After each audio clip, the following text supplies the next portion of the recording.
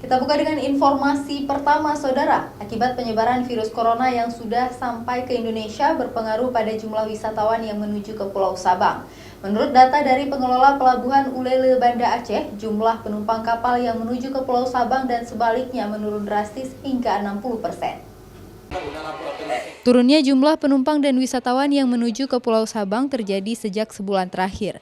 Bahkan kondisi tersebut semakin diperparah sejak pemerintah mengumumkan 2 warga negara Indonesia yang positif terkena virus corona di Depok, Jawa Barat. Hingga kini pengelola Pelabuhan Ulele Banda Aceh mencatat jumlah penumpang tersebut mencapai 60%. Menurunnya penumpang tak membuat jadwal kapal ke Sabang dan sebaliknya setiap harinya tidak dikurangi. Namun sepinya penumpang yang menuju Sabang sudah terasa sejak adanya informasi merebaknya virus corona. Sementara itu, terkait dengan pemeriksaan setiap penumpang atau wisatawan asing yang berkunjung ke Sabang tetap dipantau oleh Kantor Kesehatan Pelabuhan. Setiap wisatawan yang berkunjung ke Sabang sebelumnya telah melalui pemeriksaan di bandara. Namun pihak Kantor Kesehatan Pelabuhan tetap lakukan pemantauan di pelabuhan bila ada yang dicurigai suspek corona. Kalau di pelabuhan khusus itu nggak ada.